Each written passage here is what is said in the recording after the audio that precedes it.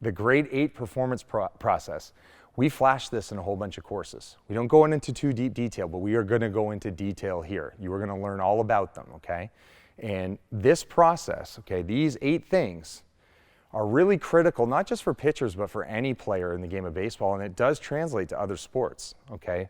It's just that I've been so entrenched in baseball from being a college baseball coach, okay, being a player development specialist, and then working in Major League Baseball for quite a while, okay, and now working in international baseball, you know, at the Olympic level, okay, just understanding we need to do the right thing from how we fuel our body, okay, how we come to compete each day, what we do, okay, to promote tissue regeneration and circulation. We definitely are having education for you, okay, and using our app on general and specific, okay, arm training, you know, throwing arm training.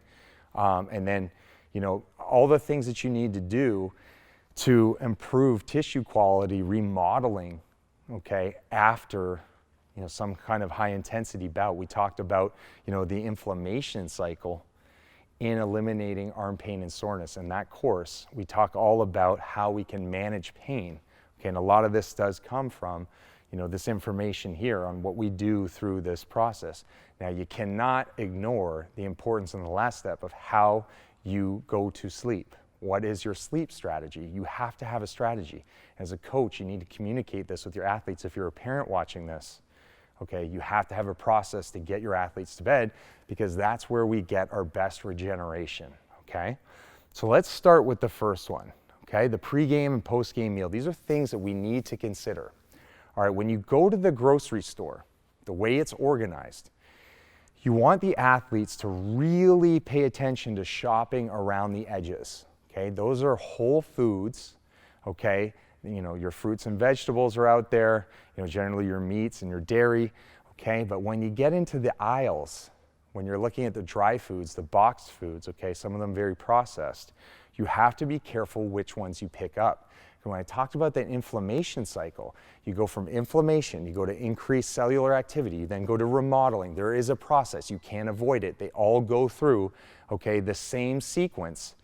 By putting in the wrong food, you can increase the time of inflammation. You can reduce the cellular activity. You can prolong, okay, when you remodel and get your tissues back to where they need to be, okay, and that can affect applying force. So what I'm going to tell you is that when you look for food sources, you got to do a good job trying to see 2 stickers on the label, okay? The first one you should be looking at is the USDA organic foods, okay, that label. It's telling you there's a little higher quality food, but the other is you're looking for non-GMO.